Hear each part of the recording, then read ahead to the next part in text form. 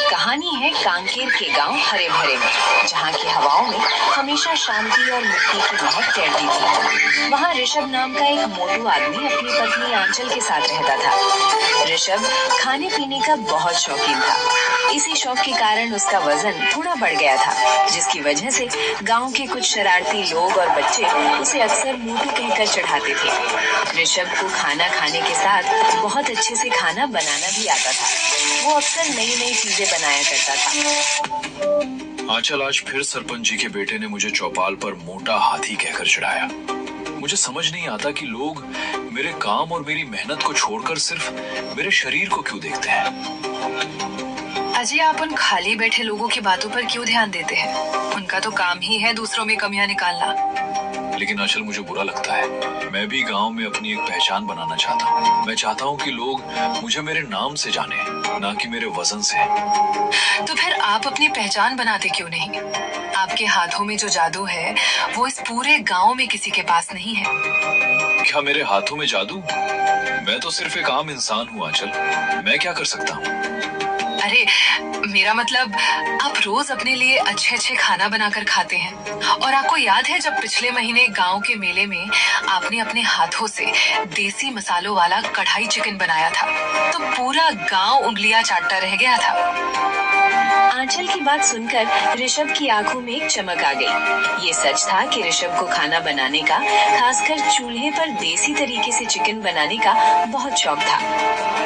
हाँ, बात तो तुम पते की कह रही हो आंचल। जो कढ़ाई चिकन मैं बनाता हूँ, वैसा स्वाद ढाबे वाले भी नहीं दे पाते।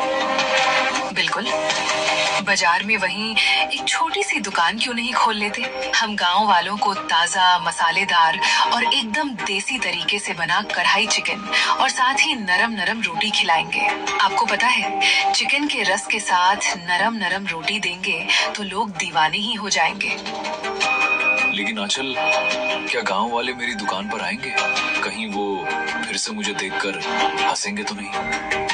आप उन पर ध्यान मत दीजिए। जब आपकी कढ़ाई से मसालों की खुशबू पूरे गांव में फैलेगी, तो देखना, लोग खुद खिंचे चले आएंगे। आप बस अपने स्वाद पर भरोसा रखिए। आंचल के इन शब्दों ने ऋषभ के अंदर एक नया जोश भर दिया। उसने उसी दिन तय कर लिया कि अब वो लोगों के तानों का जवाब अपने टैलेंट और मेहनत से देगा। अगले ही दिन से ऋषभ और आंचल ने अपनी कढ़ाई चिकन की शुरुआत कर दी। ऋषभ सुबह सुबह पास के बाजार से एकदम ताजा चिकन और अपने खास खड़े मसाले लेकर आया। अरे ऋषभ दादा, आज सुबह सुबह ही चिकन लेने आ गए। आज मुझे 10 किलो चिकन दे दो भाई। आज से मैं अपनी एक नई शुरुआत करने जा रहा हूँ। गांव में कढ़ाई चिकन क्या दुकान लगाने वाला हूँ। दुकान के चक्कर में सारा चिकन खुद ही मत खा जाना। सब दुकानदार को बिना कुछ जवाब दिए अपने घर आ जाता है। उसने मिट्टी के चूल्हे पर लकड़ियां जलाई और एक बड़ी सी लोहे की कढ़ाई चढ़ा दी। ऋषभ ने अपने मसाले भूनने शुरू कर दिए। पास में उसके कटे हुए बहुत ही सुंदर चिकन और प्याज और बाकी अन्य मसाले रखे हुए थे। आज तो मैं ऐसे मसाले भूनूंगा कि इसकी महक सीधे सरपंच जी के घर तक जाएगी। आज गांव वालों को असली देसी कढ़ाई चिकन का स्वाद मिलेगा। हाँ जी, मैंने भी बढ़िया वाले नरम नरम रोटी बना दिए हैं। चिकन के साथ गरम गरम रोटी खाने का मजा ही कुछ और होगा। धीरे धीरे कढ़ाई में प्याज और टमाटर भुनने लगे। जैसे ही ऋषभ ने उसमें अपने हाथ से पिसे हुए खास देसी मसाले डाले और साथ ही अपना चिकन डाल दिया, कुछ देर में एक बेहद ही स्वादिष्ट और ललचाने वाली खुशबू हवा में घुल गई। ऋषभ अपना चिकन रोटी तैयार करके गांव के बाजार के पास में ही अपना दुकान लगा लेता है। लिख देता है बोर्ड में कढ़ाई चिकन। हवा में खुशबू तैरती हुई नवनीत और सागर के नाक में घुस जाती है। अरे सागर, ये इतनी गजब की खुशबू कहाँ से आ रही है? ऐसा लग रहा है जैसे किसी बड़े शहर के ढाबे में खाना बन रहा हो। हाँ नवनीत, खुशबू तो एकदम कड़क है। मेरे तो मुंह में पानी आ गया। चलो चलकर देखते हैं कि माजरा क्या है। खुशबू का पीछा करते हुए नवनीत सागर उसी रास्ते पर आ गए जहाँ ऋषभ की दुकान थी। जब उन्होंने देखा कि ये खुशबू ऋषभ की कढ़ाई से आ रही है, तो वो थोड़े हैरान हुए। आइए आइए, आप लोगों का स्वागत है। आज ही मैंने अपनी ये देसी कढ़ाई चिकन की दुकान शुरू की है। आइए, पहला स्वाद आप लोग ही चखिए। दोनों ग्राहक ने जैसे ही पहला निवाला खाया, वे दोनों बस स्वाद में खो गए। देसी मसालों का तीखापन और चिकन के टुकड़ों की नरमी ने उनके दिलों को जीत लिया था। वाह ऋषभ बाबू, क्या स्वाद है। सच कहता हूँ, मैंने अपनी पूरी जिंदगी में ऐसा कढ़ाई चिकन नहीं खाया और रोटी नहीं खाई। अरे ऋषभ भाई, आपके हाथों में तो साक्षात अन्नपूर्णा का वास है। आज से हम दोनों रोज दोपहर का खाना यही खाएंगे। आप दोनों को खाना पसंद आया? यही मेरी सबसे बड़ी कमाई है। आप जब चाहे आए, आपको हमेशा ऐसा ही ताजा और बढ़िया खाना मिलेगा। ऐसे ही दोनों ग्राहक ऋषभ की देसी कढ़ाई चिकन की तारीफों के पुल बांध दिए। धीरे धीरे ऋषभ की दुकान के चर्चे पूरे गांव में फैल गए। जो लोग कल तक ऋषभ को उसके मोटापे की वजह से मोटू कहकर चिढ़ाते थे, आज वही लोग उसकी दुकान के बाहर लाइन लगाकर खड़े रहते थे। अब कोई उसे मोटू नहीं कहता था, सब उसे इज्जत से ऋषभ भाई या उस्ताद जी कहने लगे थे। उसकी छोटी सी दुकान अब पूरे गांव की सबसे मशहूर जगह बन गई थी, जहां से गुजरने वाला हर इंसान उस देसी कढ़ाई चिकन की खुशबू से रुकने को मजबूर हो जाता था। शाम होते तक उसके सारे सामान खत्म हो चुके थे। शाम के समय जब ऋषभ अपने घर पर आता है और खुशी से सारी बातें अपनी पत्नी को बताने लगता है। आंचल, इतनी भीड़ है कि शाम तक मेरी कढ़ाई चिकन और रोटी पूरी तरह खत्म हो गई। हमें कल से 2 कढ़ाइयों में चिकन बनाना पड़ेगा। देखा, मैंने कहा था ना, आपके बनाए खाने का स्वाद जो एक बार चखेगा वो बार बार खिंचा चला आएगा। ये सब आपकी मेहनत और लगन का ही तो फल है। ऋषभ और आंचल की जिंदगी अब खुशियों से भर गई थी। ऋषभ की मेहनत रंग ला रही थी और उसकी दुकान शानदार चल रही थी। लेकिन कहते हैं ना, कई बार अपनी ही सफलता अपनों की आंखों में खटकने लगती है। ऋषभ का बचपन का दोस्त रमेश उसकी इस तरक्की को देखकर अंदर ही अंदर जल भुन रहा था। ये मोटू कल तक मेरे साथ गांव की गलियों में खाली घूमता था और आज देखो, पूरा गांव इसके कढ़ाई चिकन का दीवाना हो गया है। इसमें ऐसा क्या है जो मुझ में नहीं है? मैं भी इसके ठीक सामने अपनी दुकान खोलूंगा और इसका सारा धंधा चौपट कर दूंगा। जलन के मारे रमेश जाकर बाजार से कढ़ाई और बाकी कढ़ाई चिकन बनाने के सामान ले आता है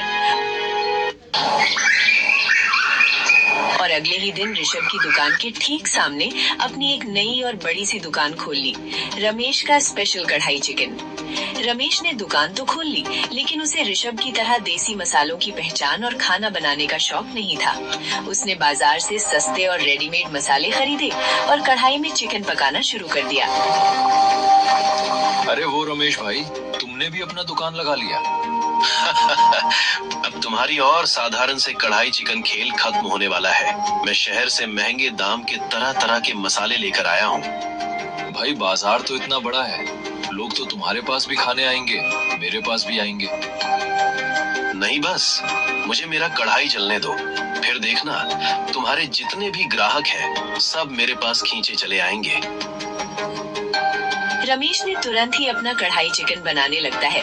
उसने अपने महंगे मसाले सब चीज मिलाकर अपना कढ़ाई चिकन बना लेता है और इधर ऋषभ की दुकान पर भी गांव के लोग भीड़ जमा हुए थे। उसे भीड़ को देखकर रमेश जोर जोर से चिल्लाते हुए ग्राहकों को बुलाने लगता है। आइए आइए गांव वालों, मोटू की पुरानी दुकान छोड़िए और मेरी नई दुकान पर आइए। आधा दाम, 2 गुना स्वाद। आइए, रमेश का स्पेशल कढ़ाई चिकन खाइए। कुछ गांव वाले, जिनमें रामू काका भी है, कम दाम सुनकर रमेश की दुकान की तरफ चले जाते हैं। ऋषभ ये सब देखकर थोड़ा उदास हो जाता है। देखो, अरे भाई, लोग उधर कहाँ जा रहे हो? इधर आपका स्वादिष्ट कढ़ाई चिकन है। पर गांव के कोई भी ऋषभ की एक भी नहीं सुनता है। कम दाम सुनकर सारे लोग उसकी तरफ चले जाते हैं। अरे रमेश भाई, तुमने भी कढ़ाई चिकन की दुकान लगा ली है और तुम तो भाई उस ऋषभ मोटू से कम दाम में दे रहे हो। हाँ भाई, खिलाओ खिलाओ, तुम्हारे भी चिकन रोटियां खिलाओ। देखते हैं दोनों दोस्तों में से किसकी चिकन सबसे ज्यादा स्वादिष्ट लगती है। अरे मेरा ही चिकन सबसे ज्यादा स्वादिष्ट लगेगा। मैंने बहुत ही महंगे दाम पर शहरी मसाले लिए हैं। ये देखो, डब्बे रखे हुए हैं। उसके बाद रमेश ने अपना चिकन रोटी का प्लेट ग्राहकों के सामने रख दिया। ग्राहक उसे प्लेट को थोड़ी देर देखे, उसके बाद उसके चिकन और रोटी खाने लगते हैं। क्या बकवास बनाया है रमेश। ना मसालों का कोई स्वाद और ना ही चिकन ठीक से पका है। तुमने सिर्फ हमारा पैसा और मुंह का स्वाद खराब किया है। ये रोटी है चपाती, इतना ज्यादा हार्ड है कि इसको कोई चबा कैसे पाएगा। तुम जाके उसे ऋषभ की रोटी खाओ, इतने नरम होते हैं कि चिकन के साथ मुंह में डालते ही घुल जाते हैं। अरे काका, वो बारिश की वजह से शायद मसाला।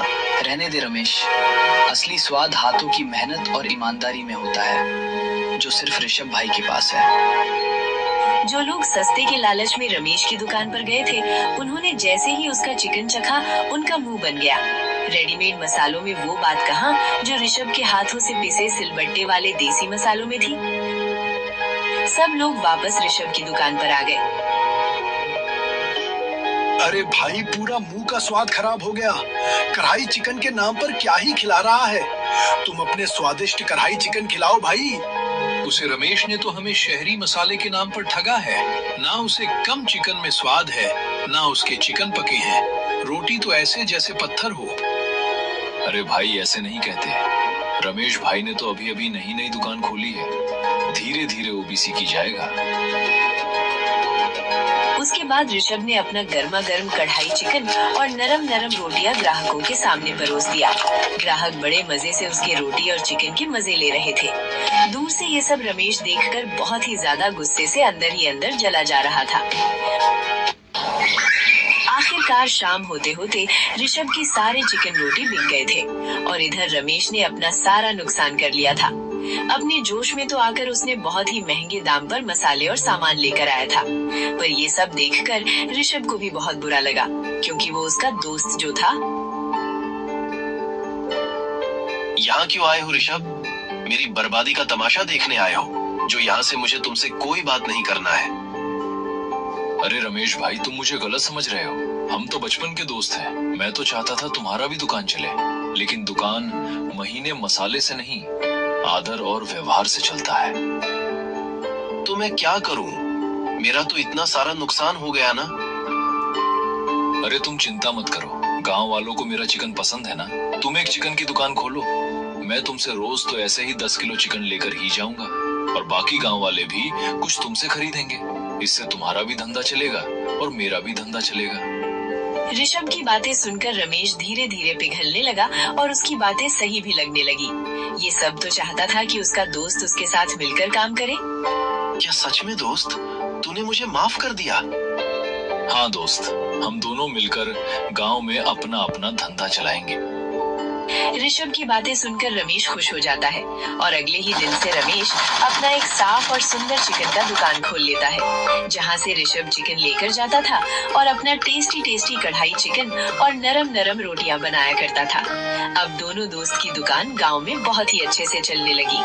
हमारी कहानी यहीं पर खत्म होती है और हमारे अगले वीडियो ऋषभ कांकेर से और आंचल सुंदर नगर से कमेंट किया था, उनको स्पेशली धन्यवाद।